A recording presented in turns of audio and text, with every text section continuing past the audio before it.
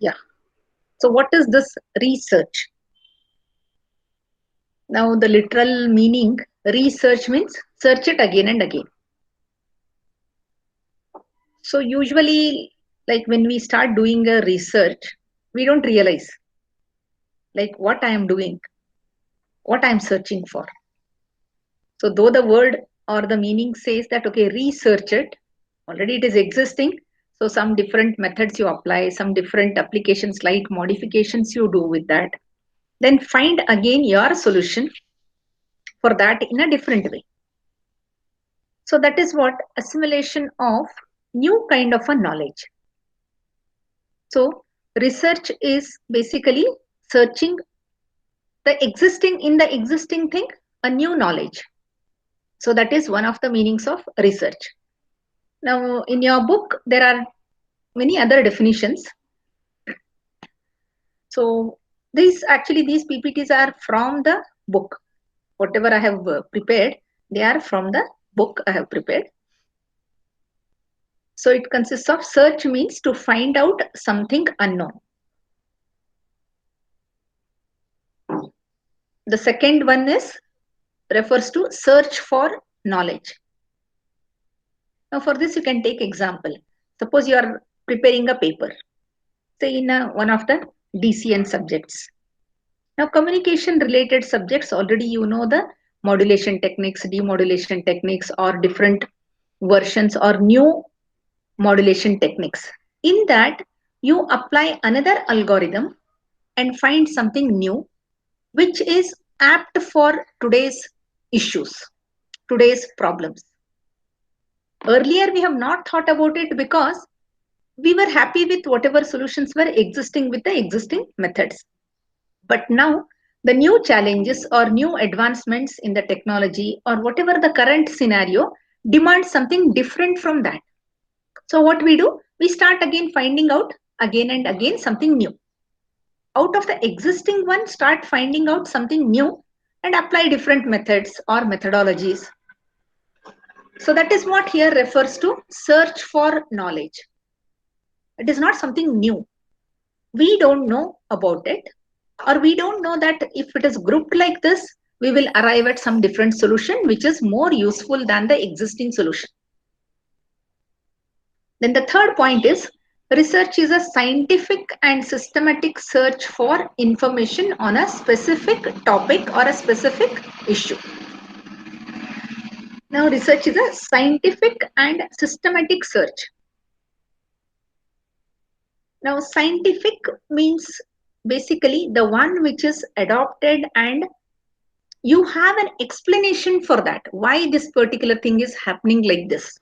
So, whenever that question why or how comes, you have an answer which is logical and you have explanation which is logical and has to be accepted by the people around you.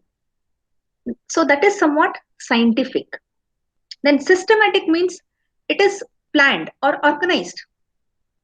It is somewhat sequential, like after this okay you go ahead and do it, if this doesn't work okay then go ahead and do something different, so something like that. So you have a systematic approach where the flow diagram is fixed. So this is a systematic approach, not the haphazard manner, anyhow I will arrive at the solution, no. So there is a systematic approach and you have some background to give explanation for that. So that is research is a scientific and systematic search for information on a specific topic. And it could be any topic. Whatever you take up, there is a systematic method, organized way, or where the flow diagram is fixed. And there is an explanation why you have gone ahead with that particular method and why are you going to arrive at a specific answer. So these two are combined in research. And as per the dictionary meaning, research is a careful investigation or inquiry, especially through search for new facts in any branch of knowledge. New facts. They were there, but we didn't know. So something new, the facts we are trying to search from the or during this accumulation or assimilation of information or knowledge, we are finding out some new facts which are going to be useful. So this is regarding what is research. So these are the different viewpoints regarding what is research. Any doubts here or any other definition? Do you have new definition?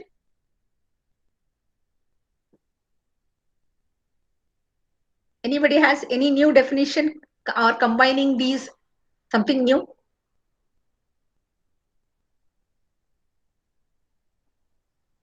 Okay, we'll go ahead with the next one. So now what our different reference books say about this? So few books define it as systematized effort to gain new knowledge.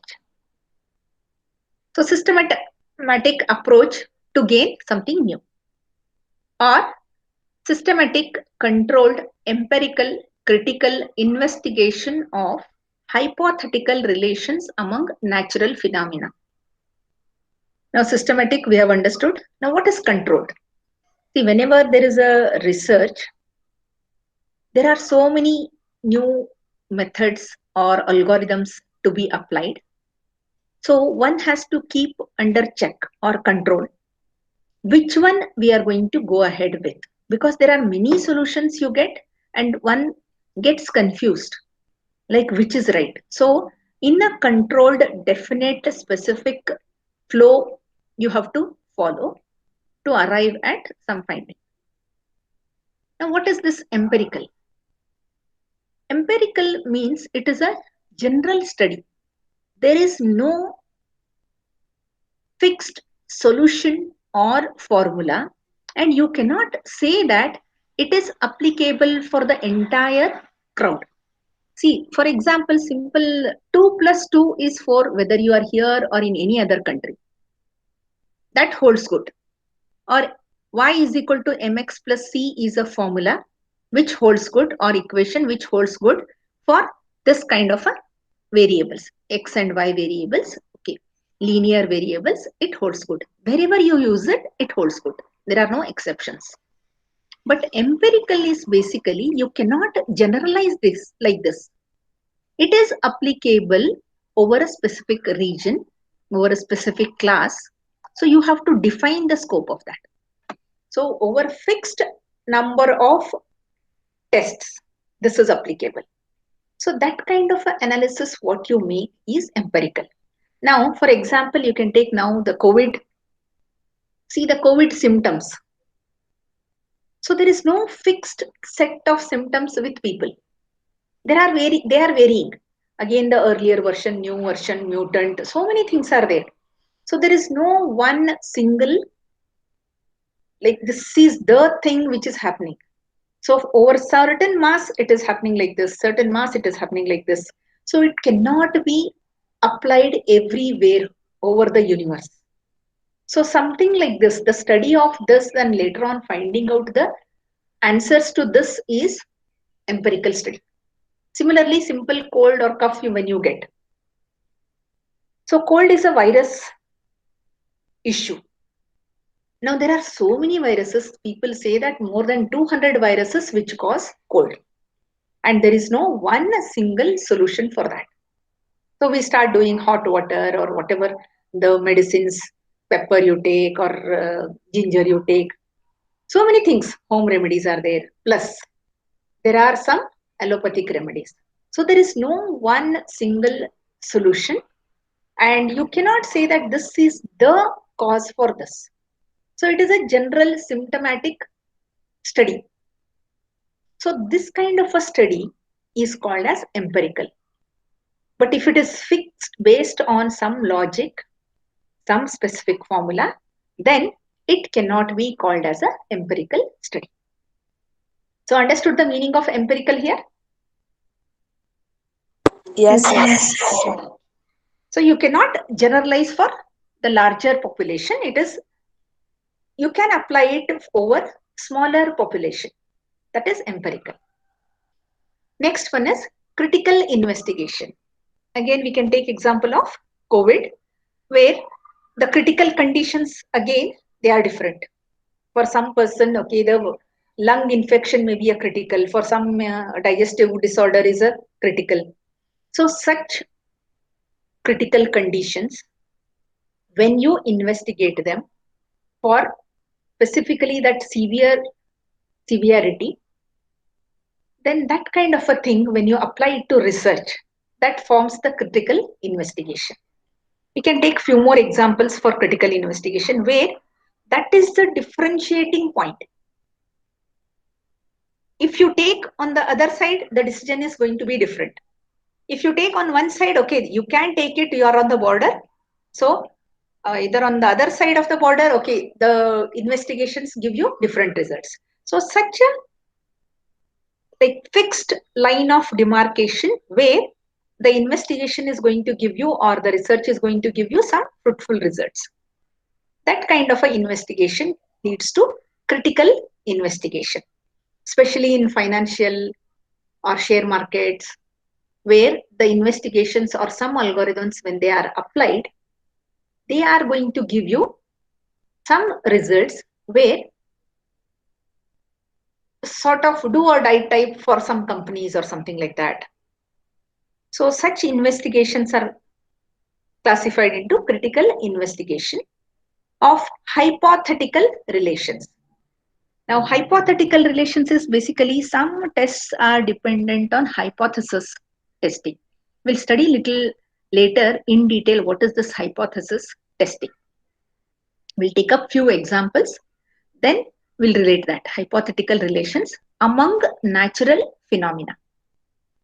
So among the natural things, whatever are happening around us, the systematic, controlled, empirical and critical investigation of hypothetical relations among natural phenomena is research according to some books. So thus research is an original contribution to the existing stock of knowledge, making for its advancement or improvement. So earlier work or the earlier solutions had some drawbacks for the current situation.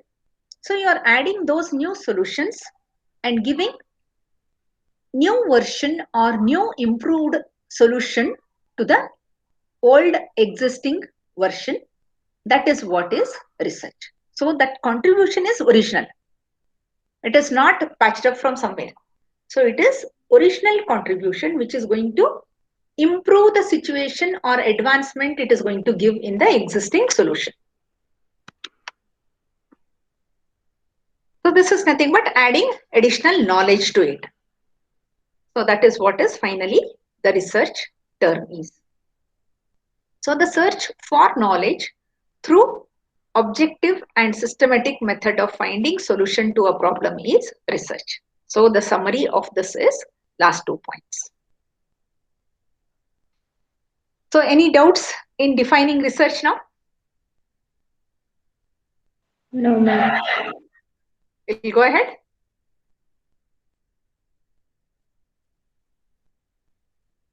Okay, now what are the motivating factors for research? So the motivating factors for research